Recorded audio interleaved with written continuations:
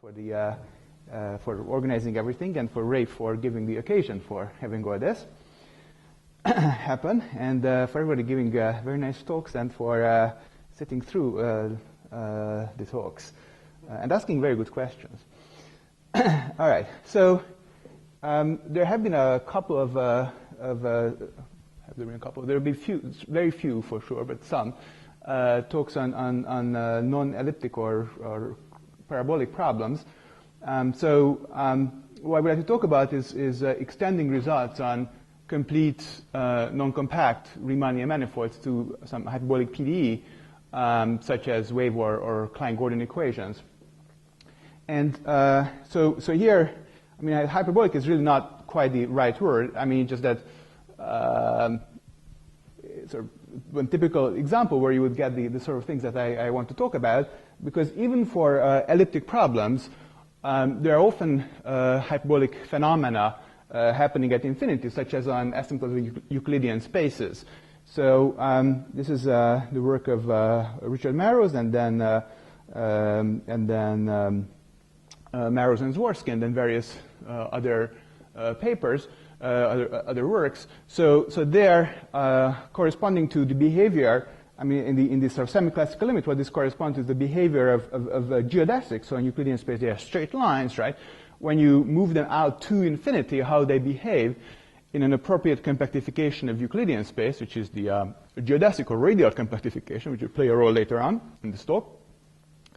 And so there, the sort of results you get is that the scattering matrix or scattering operator is a Fourier integral operator associated to the geodesic flow on the boundary at distance pi. So in the actual Euclidean setting, the boundary is the sphere. Well, with this normalization, it's a standard sphere. Distance pi is the antipodal map, so it's basically pulled back by the antipodal map.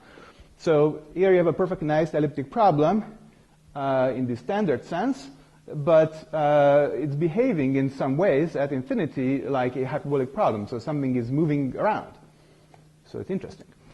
Now, even in elliptic problems in which you don't see necessarily such propagation phenomena, you can get insight from again, hyperbolic is really a too strong a word to use. It's really non-elliptic method. Maybe something like real principal type or something like that, the statement to use. So just to give you some examples, so this will come up in some version in the talk, although this is not quite how I'm going to put things. So for example, if you want to think about n-dimensional asymptotic hyperbolic spaces, so these have come up quite a lot in this conference. So asymptotic hyperbolic means that I mean, it's conformally compact with the curvature going to a constant at infinity. And so one way of, so you have just this n-dimensional manifold with some sort of structure at infinity. And it turns out that this actually shows up as some boundary phase of some compactification of a one higher dimensional Lorentzian space. Or open subset thereof, actually, I should say. And so here I put the Sitter space, actually a somewhat bare description would be something like a de Sitter-Schwarzschild type space-time. So that would be you should think of it as a space-time with two ends. One of them you're supposed to think of as a black hole, other one as sort of de Sitter-like. And the point of view I will focus on is actually this showing up as an open subset of the boundary of a compactification of one higher dimensional Minkowski type space. So you have this elliptic problem, a Riemannian problem, maybe even I should say. And one useful way of thinking about it is something induced by a one higher dimensional Lorentzian problem.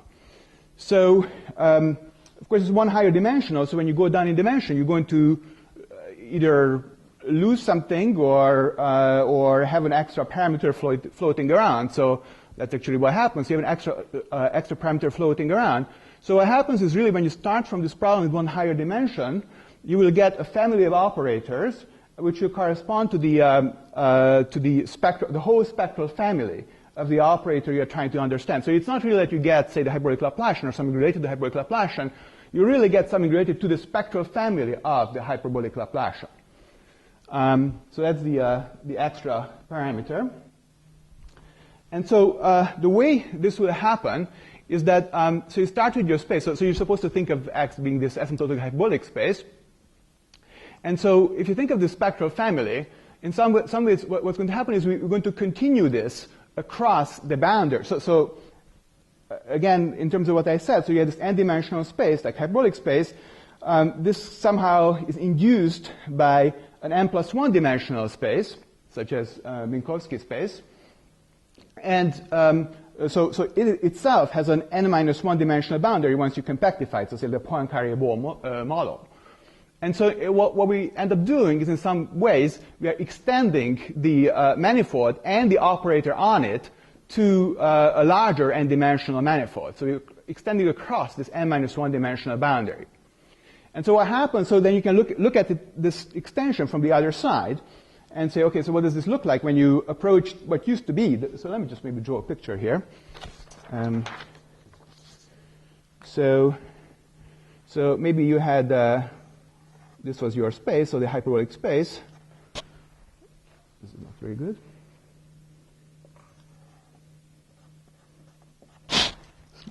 Nope.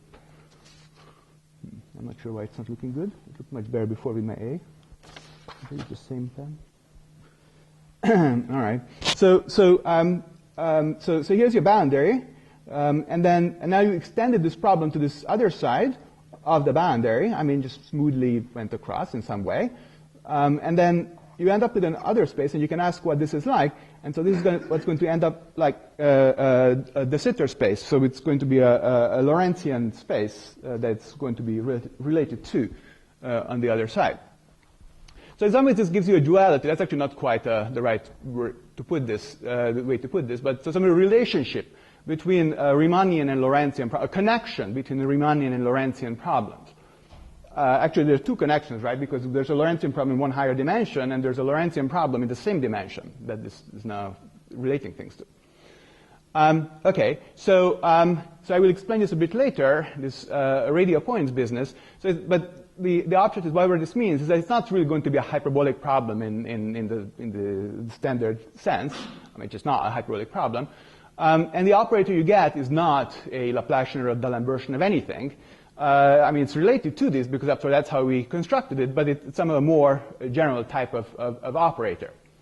So, however, it's not a scary kind of operator, which one measure of what it means that it's not a scary type of operator is that, so once you did this extension, so the way it looks like, so I just made this de Sitter space look infinite, you can do various things so that it doesn't have an infinity, to really put this on a compact manifold. And so once you do this, you really have a family of operators, this lambda being the corresponding to spectral parameter. So you have some sort of a family of operators, but it's no longer a spectral family. You have a family of operators which will form a Fredholm family, depending analytically on this extra parameter. And so this will allow you to do it's a very effective analysis for this. And so, among other things, the sort of things this can give you on asymptotically hyperbolic spaces, which I will state precisely later. So Rafe in his thesis, and then so his work with Richard, showed the existence of analytic continuation of the resolvent, say as a Green's function or a distributional sense. And so one thing you can do very nicely from this framework is give a different version of this, which come to the extra very nice feature. This is not supposed to do. I think I turned off the screensaver too. Oh well. It's supposed to give you estimates for the resolvent at high energies in strips. So what happens when you look at this analytic continuation, but you go out to infinity in a strip of the spectral parameter? All right.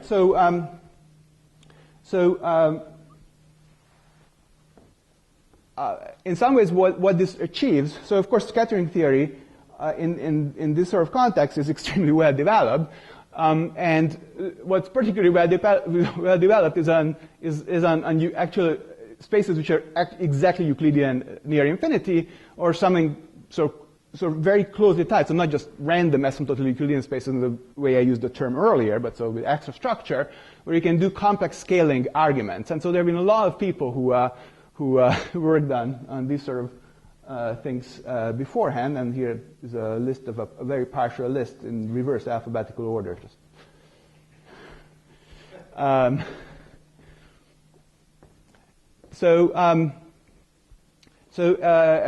as a bit of, I mean, I don't have to really say this to this audience, but just a bit of motivation. So when you do an analytic continuation argument, you will call the pose of the analytic continuation, the resolvent resonances, and then so you can think of this as replacements for eigenvalues of the Laplacian and say compact manifolds without boundary or with boundary and some boundary condition. And so why care about the high energy estimates? Well, one reason to care about them is, for example, if you want to understand how the wave equation behaves on this Riemannian space cross time, then you need to, it really involves, you can write down the propagator in terms of a contour integral for the resolvent, and what you really want to do is to do a contour deformation. And the contour deformation you need, in order to justify this, what you need is exactly high energy estimates for the resolvent.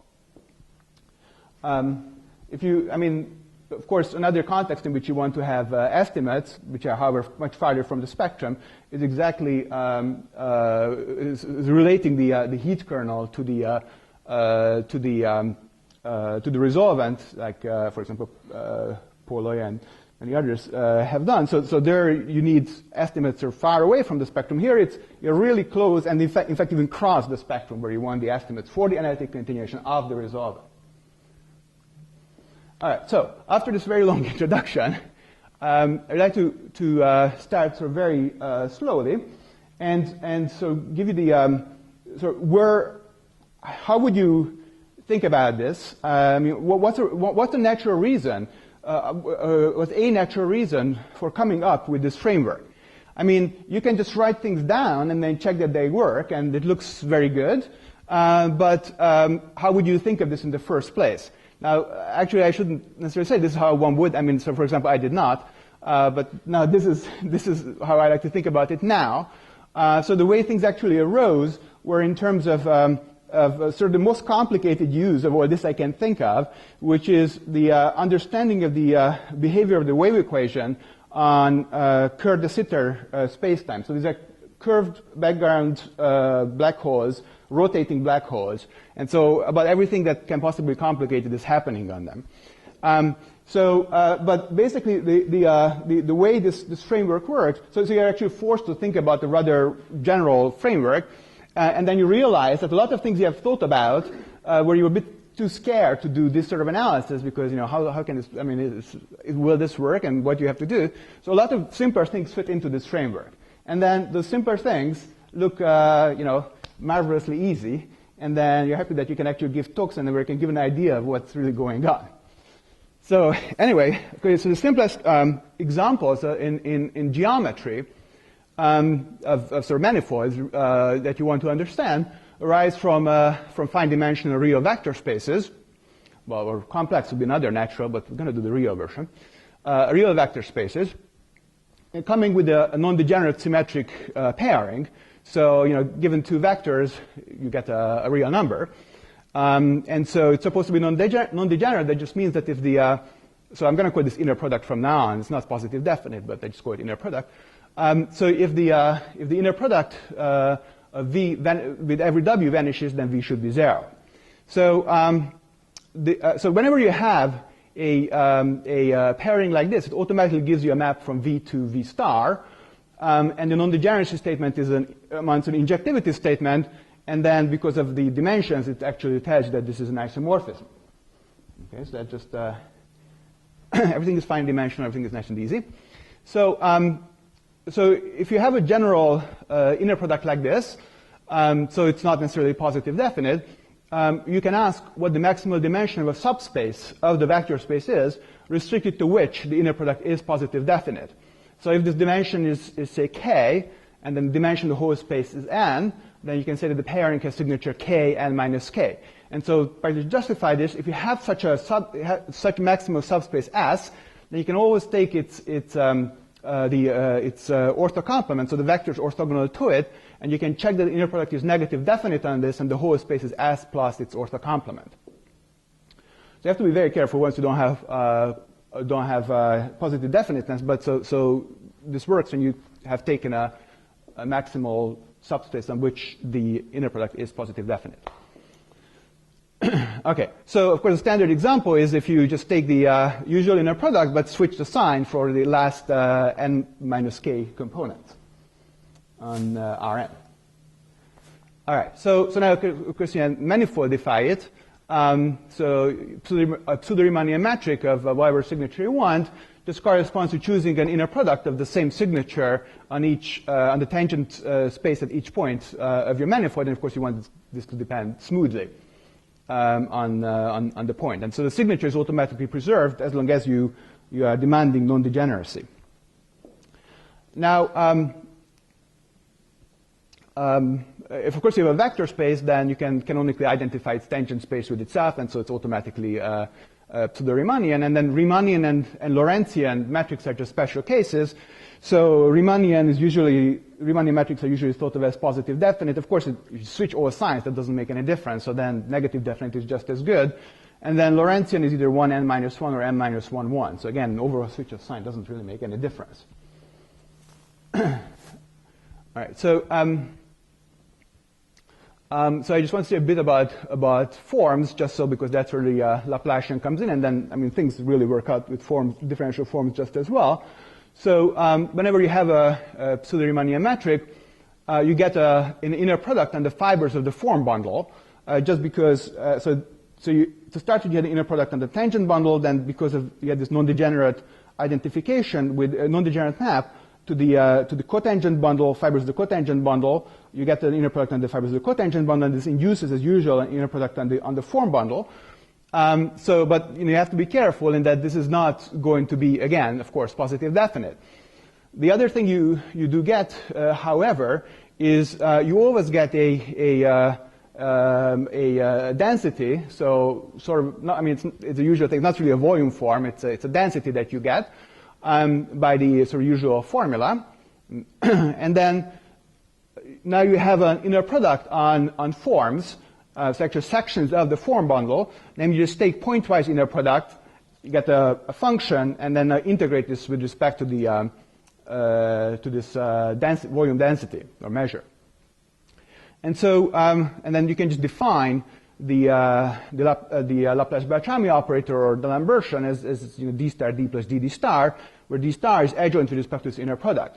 So you have to be, of course, careful when you have inner products which are not positive definite, but the failure of positive definiteness is very minor, because this is happening in the fibers, in the inner product and the fibers of the form bundle, which is a finite-dimensional vector space. So there, positive definiteness is not a big issue. Non-degeneracy is the real issue.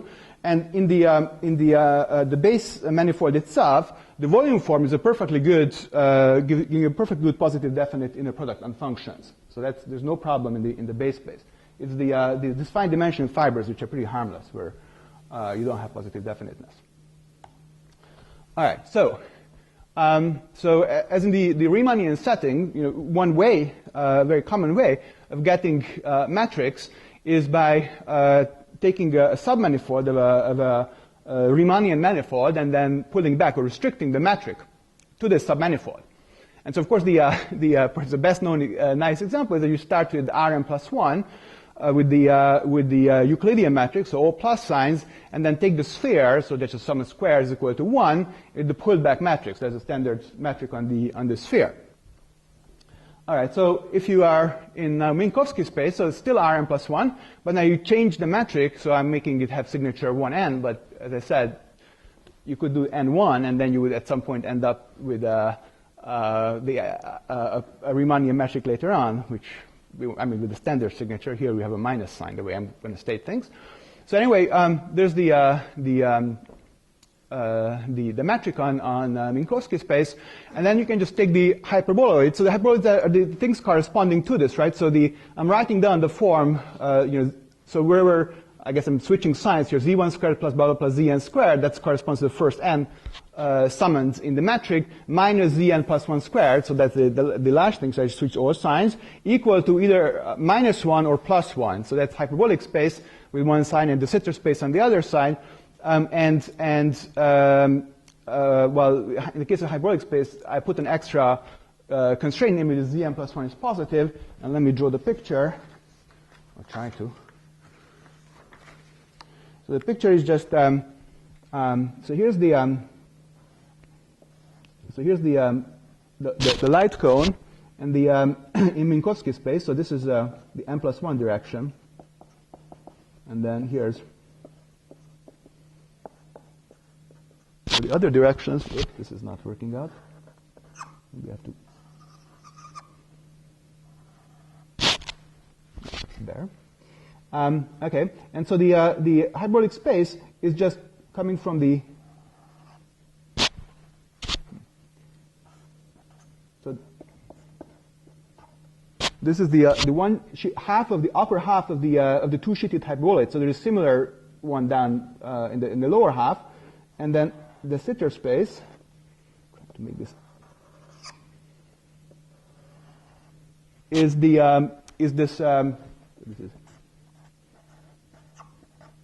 this one sheeted hyperboloid again with the pulled back metric. And so you check easily that the hyperbolic space is Riemannian. So and the Sitter space is Lorentzian. So that's the signature you pull back. So I think I have a statement about this. Let me just say this now. So when you pull back a Riemannian metric, of course you're going to get a Riemannian metric. When you pull back a pseudo-Riemannian metric of whatever signature, there are different possibilities of what can happen. And in particular, there's no need even for the pulled back metric to be non-degenerate. So everything I consider will be non-degenerate. But so, for example, if you pull back a Lorentzian metric, so signature 1n, you can either end up with a metric of signature 0n, which I think of Riemannian, but it's all minus signs, or you can get 1n minus 1, which is a Lorentzian signature metric in one lower dimension. All right, so just to do one more, I'm not going to say too much about. So, just show you that there's a lot more things that you can do. If you start with Rn plus 1 with the pseudo-Riemannian metric of signature now 2n minus 1, given by the sort of same expression. So I flipped one more sign compared to the Minkowski metric. And then consider the corresponding hyperboloid, well, one of the corresponding hyperboloids. So I put a minus 1 on the right-hand side. So that would be the n-dimensional anti-de Sitter space. And so it's a Lorentzian space. And in particular, if n is equal to 3, you just get SL2R in the disguise. So if you take SL2R and you take the sums and differences, maybe over 2 of the diagonal and the off-diagonal element. So in terms of these, the standard metric on SL2R, maybe up to a constant, will have this form. So, all right, so all of these examples were non-compact, and so when you work on non-compact spaces, you really want to have some structure at infinity, and of course a good way to do it is to compactify. So I'm calling the compactification exclusively X bar here, and so you identify, of course, the interior with X itself. So as usual, when you do this, the relevant structure, such as the metric or the dual metric, will become singular degenerate in this compactification. So let me just go through very quickly these. So of course, the simplest thing what I'm going to use is compactifying Euclidean space. So again, sort of important thing is that the relevant structure here is just that of a differentiable manifold. And you're going to, of course, make some extra choices in the process, but it's not really the metric itself that's giving you this. So in the case of Rn, actually, so what you're really thinking about is the R plus action. So the dilations from the origin. Although actually, the choice of origin is not relevant in this. In any case, you think of dilations as the relevant group action, so transversal to dilations just given by the dilation orbits is just given by the sphere, And so this is basically polar coordinates. And so what we're going to do is just add the sphere at infinity. So this is the radial compactification, which I think in this context was introduced by Marrows. But I mean, I'm sure it has been used before in some contexts. And basically what you're doing is so you're gluing a sphere to infinity. And all you're doing is in this polar coordinate picture. So of course, polar coordinates is a horrible thing near the origin, so you're not going to use polar coordinates near the origin. I mean, it's blowing up the origin, and there's no reason for blowing up the origin, so you don't. But at infinity, it is giving you compactification, because in terms of 1 over absolute value z, so 1 over Euclidean distance, you just glue in 1 over absolute value z equals 0. And so you just write down the usual thing. So you now compactified Euclidean space into a ball. Okay, and then you just work out the metric, you get this. That's a scattering metric, which is an example of what Dean Baskin talked about with a different signature. All right, so of course you do this with the other spaces, like hyperbolic space.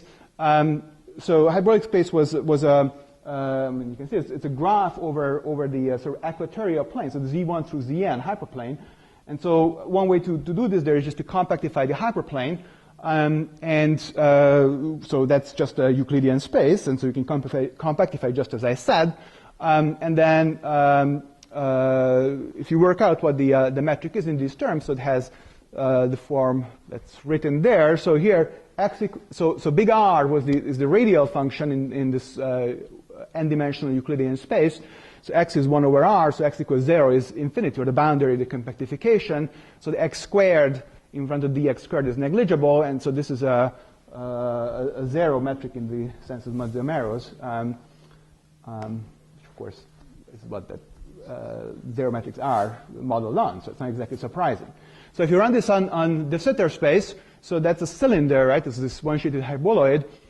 You can use the Zn plus 1 axis, so the time axis, and so cross a sphere. That's why it's diffeomorphic too, the n-1 sphere, I should say. So n plus 1 dimensional Minkowski space is going to give you an n-dimensional manifold, which is a line cross an n-1 dimensional sphere. All we have to do is compactify the timeline, which is easy enough. I mean, it's a one-dimensional Euclidean space, so in particular you can do that.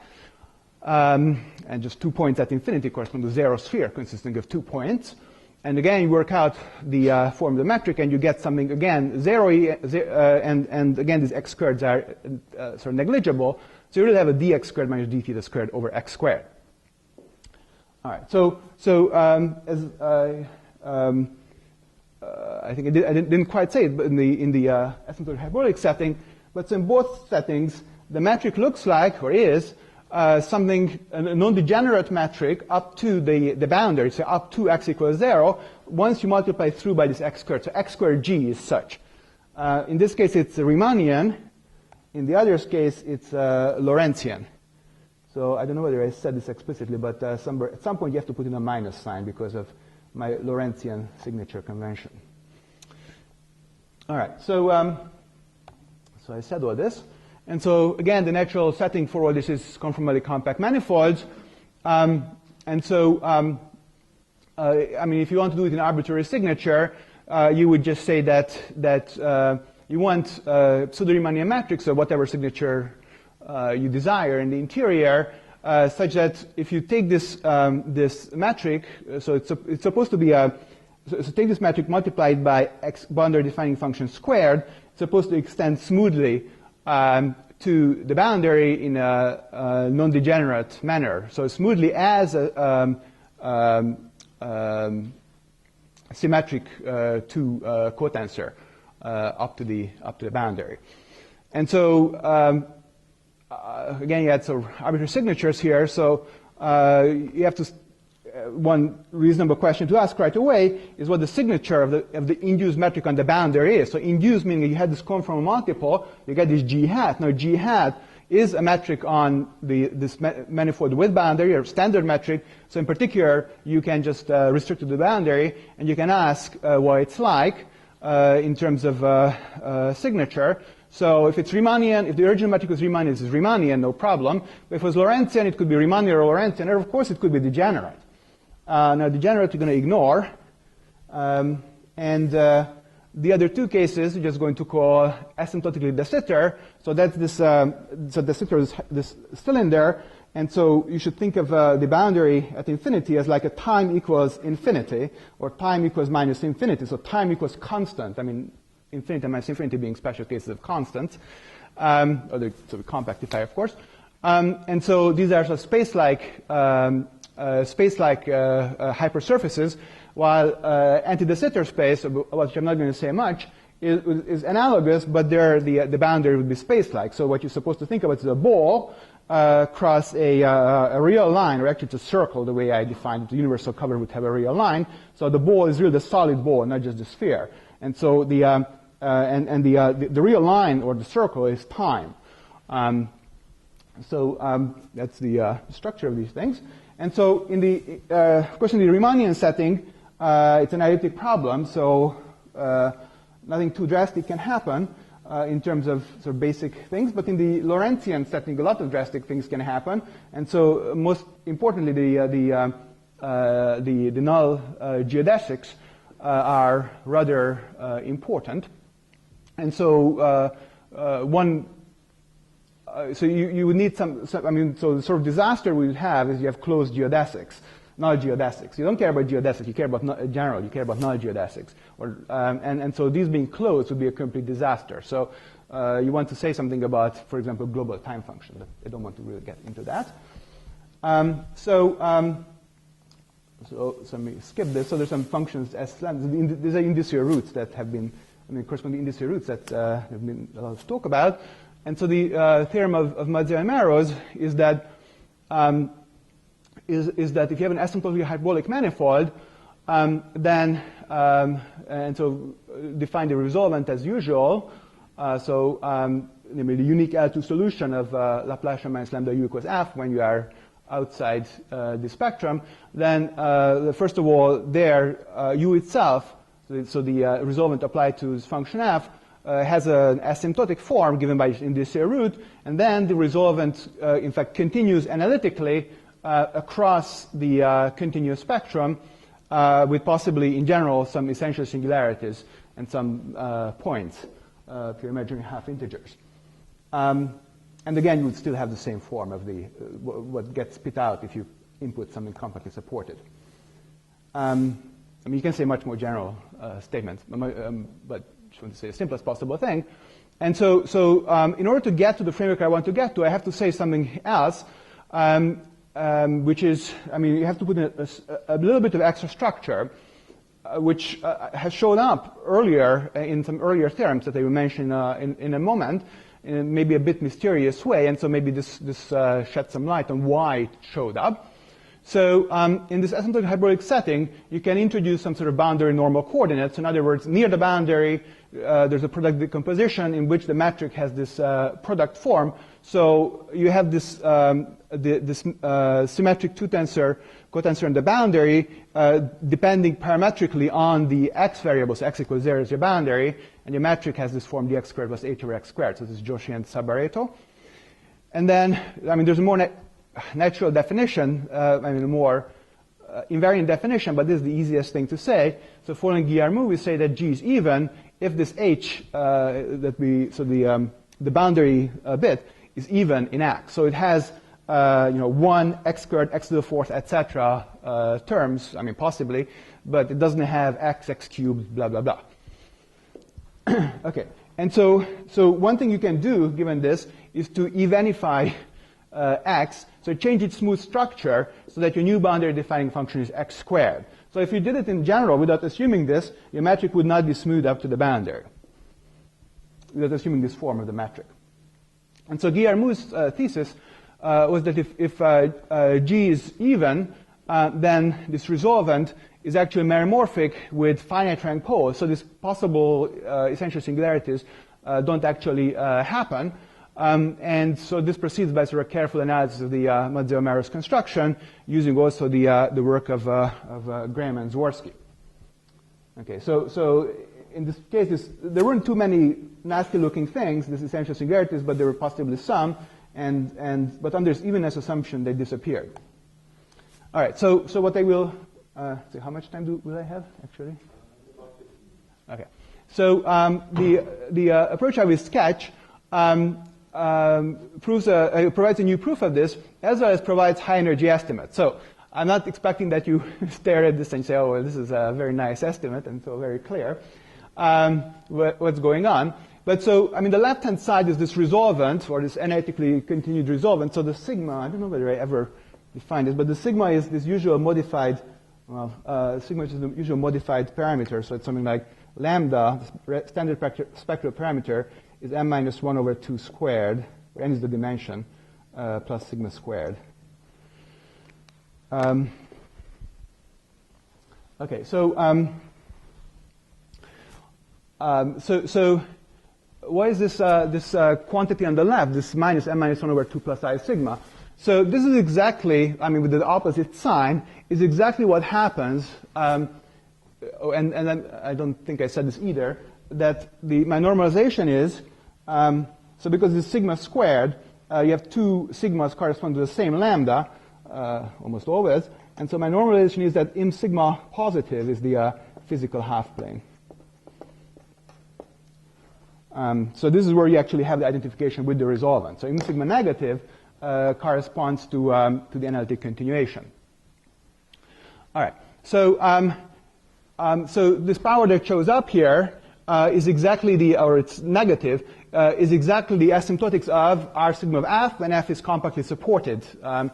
So this is removing the asymptotic behavior. So if f was a compactly supported smooth function interior, this expression you have here is now smooth up to the boundary. Okay? And then the right-hand side is sort of a similar shift with an extra 2 difference. So the only difference is a power of 2 in X. And then, okay, there are some Sobolev spaces. So if f was compactly supported, of course, you know, it automatically would be in all these spaces. And then there's a sigma inverse in front. So sigma is the energy parameter, and so sigma going to infinity is exactly the regime you're interested in. And this notation here is just the semi-classical Sobolev spaces where the semi-classical parameter is this 1 over the energy. And so the one other thing to note is that the norms here is in general is an S and an S minus 1 norm, which is I mean what you would expect generally for an elliptic equation, and locally. So it says F has compact support. Well, I should be a bit more careful, and you really on the left-hand side also localize the interior. Then you don't have to drop the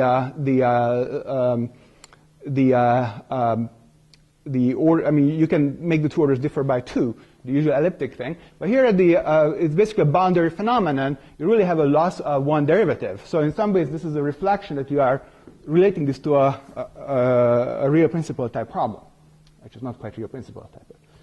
It behaves just like one. All right. So I just want to say that, I'm not really talking about this.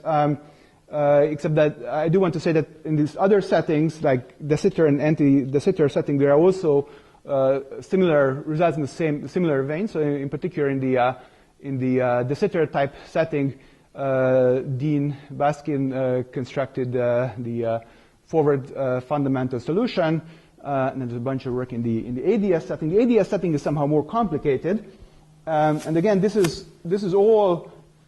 In some ways related to the work of Mazzeo Mero's, so it's sort of prior to the approach that I'm going to explain.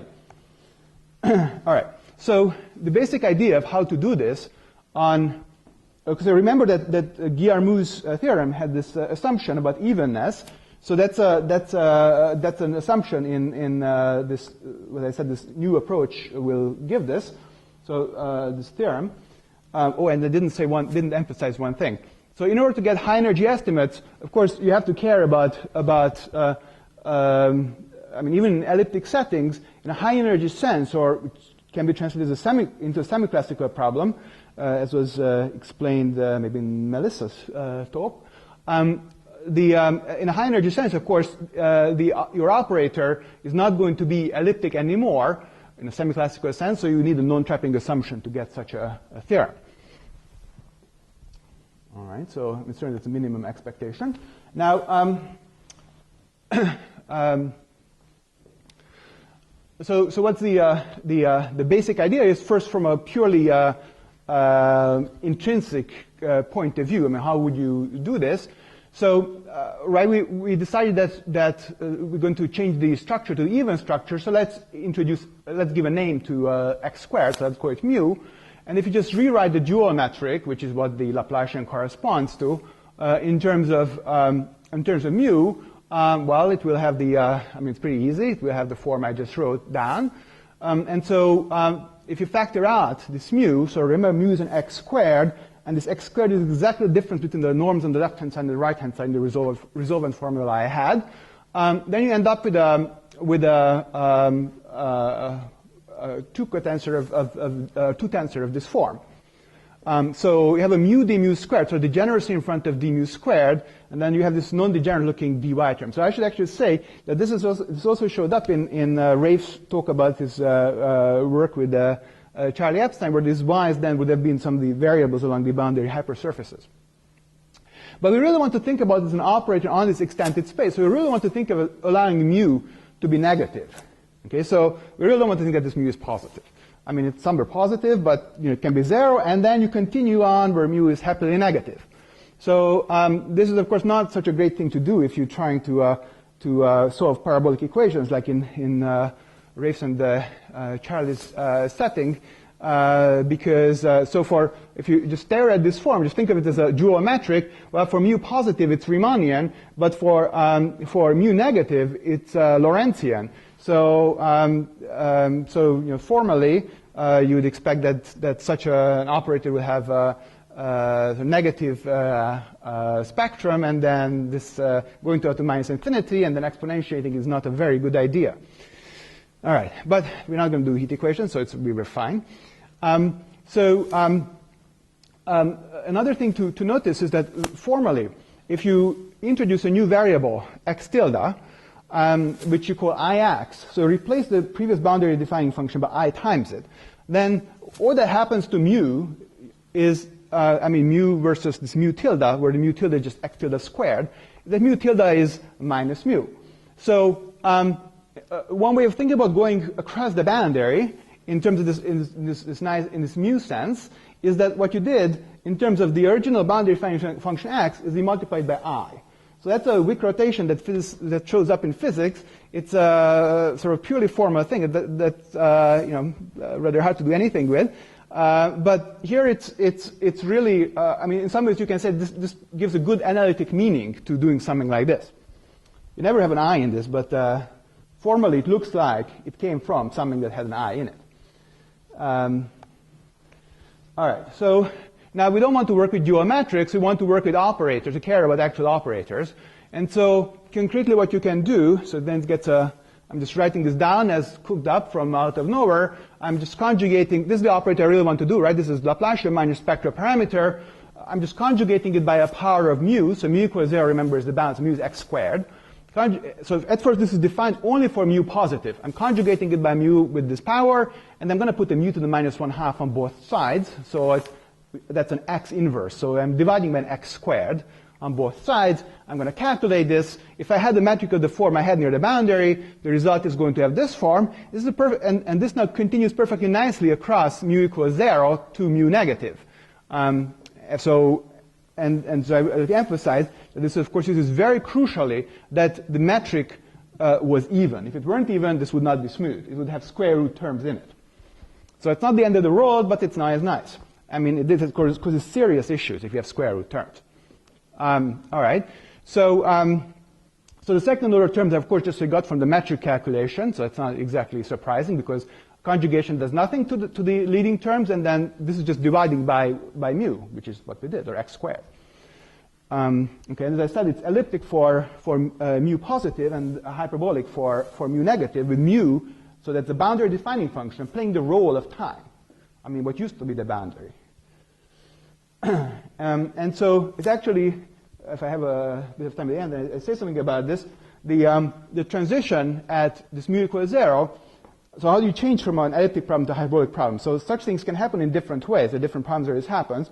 This is actually a relatively subtle way. I mean, there are much less subtle ways this can happen. And the way this happens is via so-called radial points. And sort of very briefly,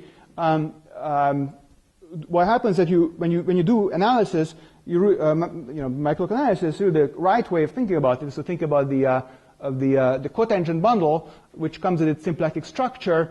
Once you have your operator has a principal symbol, its vanishing set is the characteristic set, and then you care about what you next care about, once there is a non-empty characteristic set, is the Hamilton flow on this characteristic set. So they're just given by the symplectic form, inverse of the symplectic form applied to the differential of the principal symbol. So these are the bicharacteristics or null bicharacteristics, depending on who you talk to. So then the basic theorem in this setting is Hermander's propagation of singularities result that singularities of solutions propagate on null bicharacteristics. So I put this as a propagation of singularities theorem. I mean, what really lies behind it, as in fact is equivalent to, is an estimate for solutions of the equation. Estimate for sort of u in terms of pu plus something that's sort of negligible. But this theorem doesn't say very much where the Hamilton vector field is. So on the cotangent bundle, you have the dilations, and so you have a radial vector field, which is the generator of dilations. So it's tangent to dilation orbits. And this theorem says nothing where the Hamilton vector field is a multiple of the radial vector field, because everything is automatically invariant under the dilation action. And so you want to understand what happens there. Of course, it shows up right in Euclidean scattering theory, as you can see easily by the Fourier transform. And so the ingredients really going into doing such an analysis, well, there's one ingredient that you don't necessarily have to use, so I'm going to say something about it, which is complex absorption. Apart from that, the only things that, the things that have to go into it are microlocal elliptic theory, microlocal real principal type, so Hermander's type theory, and radial points. And so that's all and this is on a manifold with no boundary, compact. So it's not too bad.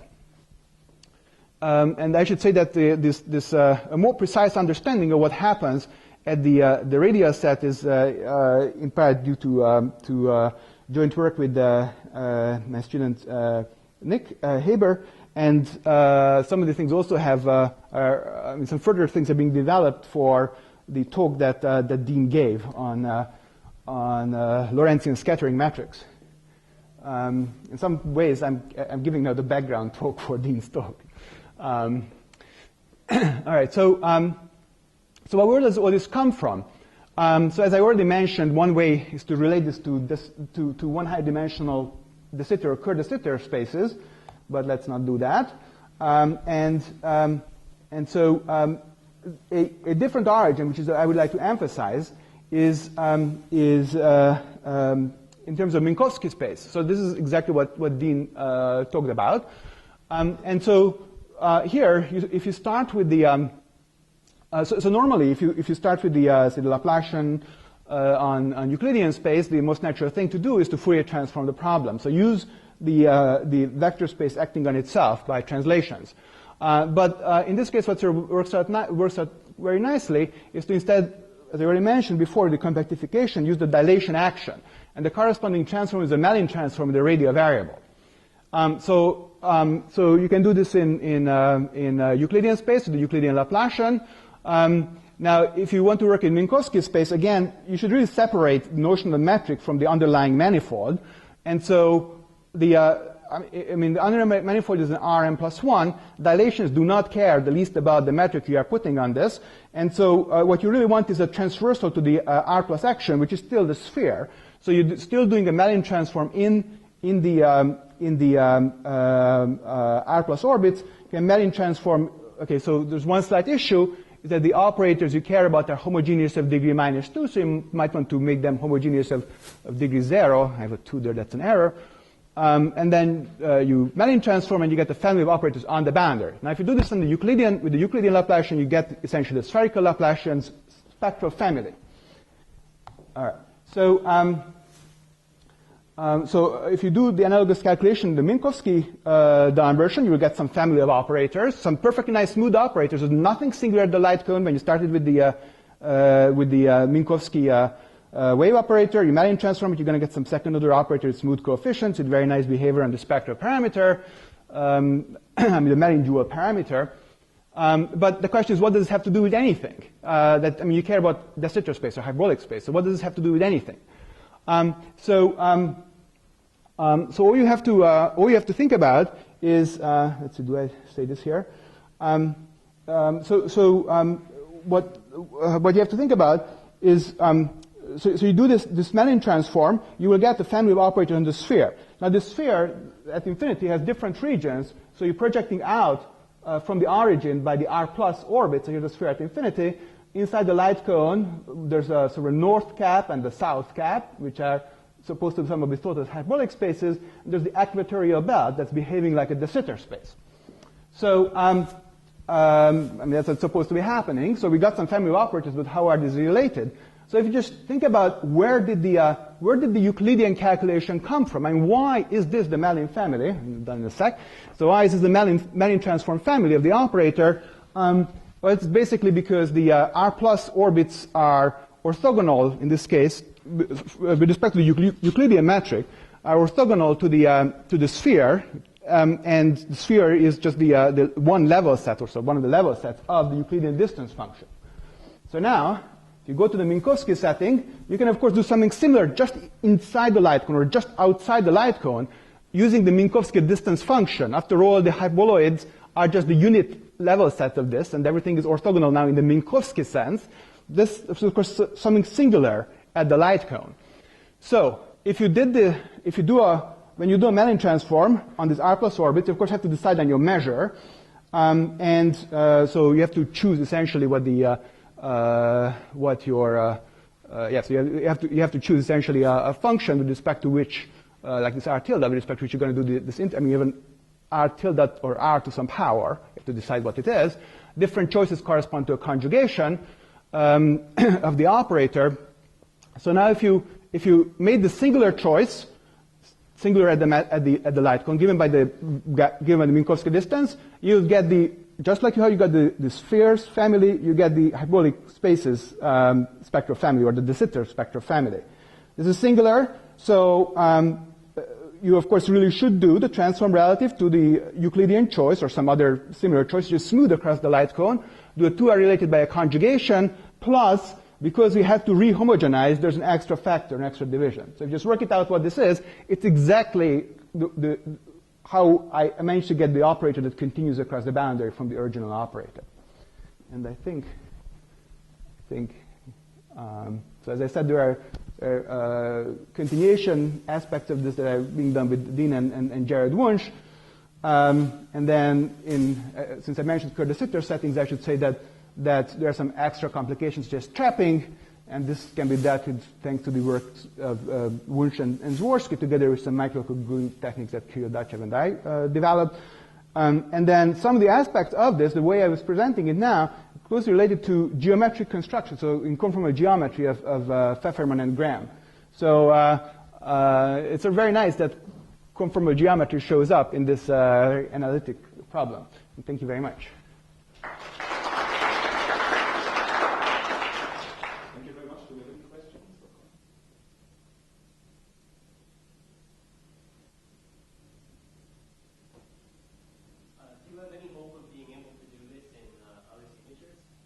Yeah, so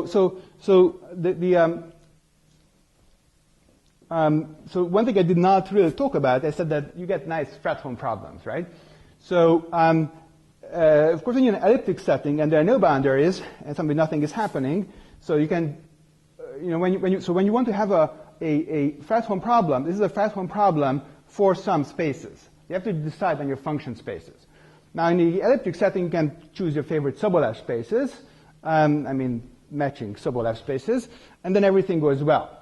Now, here, the same sort of story, except that you have to be careful in the choices. So this corresponds to, this corresponds to exactly boundary conditions when you have boundaries or smooth boundaries or edges or something like that, except that it comes up without any boundaries whatsoever. And the geometry that you should think about, so I didn't say much about this, is, so we have this beautiful propagation along bicharacteristics, but we are in a compact manifold. So, and they mentioned that, closed geodesics, null geodesics are a disaster, right? Because you keep going around and keep getting back to where you started out, And this is like this groundhog day, right, that you keep getting back to where you started. And so you don't really have any hope of solving equations. You solve it, but you get back, and you already had some value there, so what you're going to do? So that's a disaster. So don't want that sort of things to happen. Compact manifold, so you don't have the luxury of saying, my geodesics will escape to infinity, which is what you normally do when you solve a wave equation. You say, oh, well, you can solve it for all times. This is because time is a non-compact variable, and everything conveniently walks away. So that's very nice, but you don't have this luxury. So what's the simplest thing that can happen?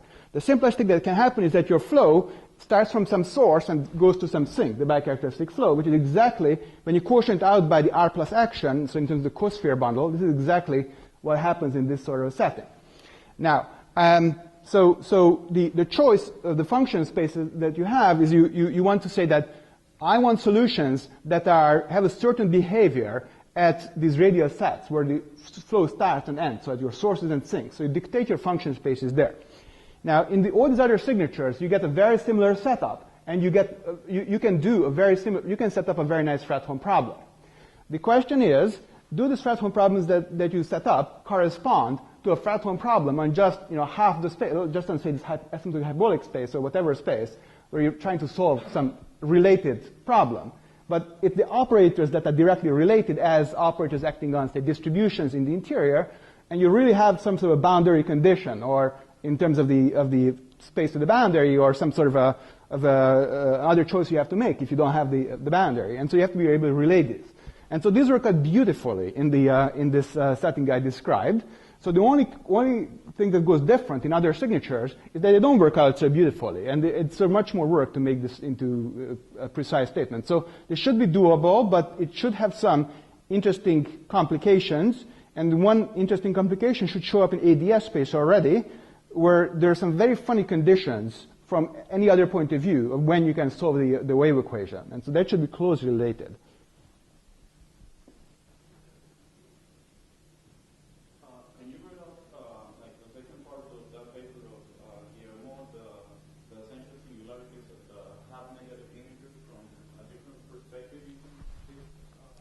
Well, so you should be able to do it, but it has not been done. So what happens? So in some ways, the half integers correspond to the square root singularities that you would have in general, and so there should be nothing special about square root singularities. So if instead you put some sort of a polyhomogeneous expansion assumption on the metric with other coefficients rather than square roots, so other than the odd powers in the standard setting, that sort of fits into the same gives you exactly the same kind of complications. So what you are down to in terms of now this compact space is you have an operator which has conormal coefficients at some hypersurface. But this is a non-elliptic operator, and right there, where you have this conormal coefficients, right, that conormal bundle is acting as a source or sink for the flow. So this is a somewhat precarious situation, but in principle, it's perfectly possible to study. On the other hand, it has not been done. So there's a problem to do. Okay, so let's thank our speaker again.